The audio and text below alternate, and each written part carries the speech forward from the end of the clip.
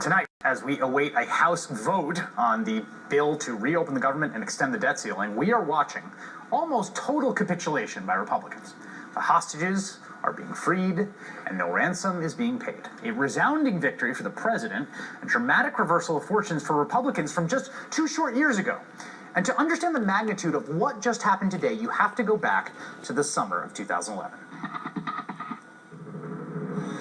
Good morning. Crisis averted. President Obama and congressional leaders agree on a plan to raise the nation's debt ceiling, but not everyone on Capitol Hill is happy. The President of the United States saying that the leaders of both chambers and both houses have agreed to a deal to avoid the first ever default in the history of the United States. A modest victory for the forces of compromise and centrism. 2 years ago, faced with a similar debt ceiling hostage situation, the president cut a deal with Republicans. I got 98% of what I wanted. I'm pretty happy. In exchange for raising the nation's debt limit, Democrats agreed to sharp cuts in government spending. It was a huge victory for Republican extortion. I want to thank the American people.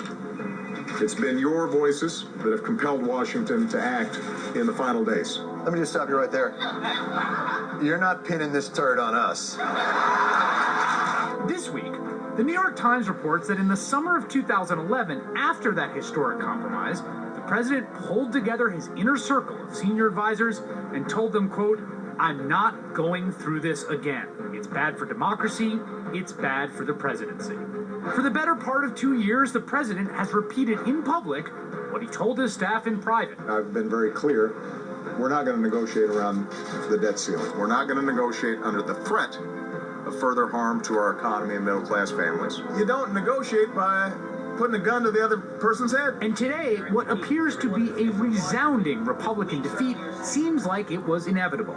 But it wasn't. Yes, today's victory for Democrats was due in part to MacGruber-like planning on the part of Republicans. Vicky will walk in dressed as Haas, and then we'll just, see what happens. You ready? Oh, wait. So we're just going to wing it?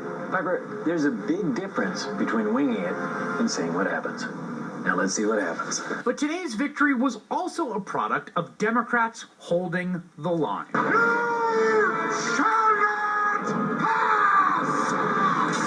Every time Republicans threw out a new piecemeal plan to fund the government, Not in my house. the Democratic response was singular. You get nothing. You lose.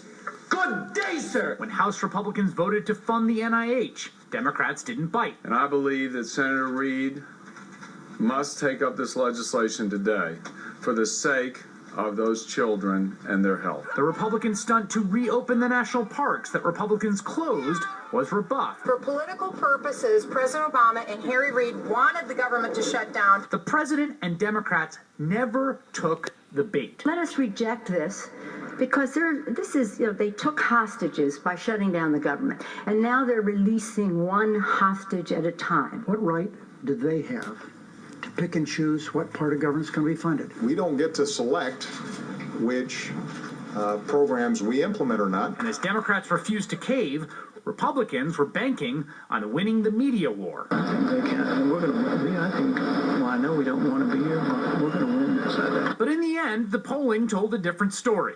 The latest NBC News poll found the Republican Party has their lowest favorable numbers in the history of the poll. With the party in disarray, Republicans rushed to cast blame. This president is determined to destroy the Republican Party. Today, Democrats defended the Democratic principle. One party in one house of Congress does not get to threaten destruction in order to dictate terms of policy they lost in a national election. One can only hope that a chastened Republican Party has learned their lesson as well. We fought the good fight. We did everything we could to get them to the table and to negotiate.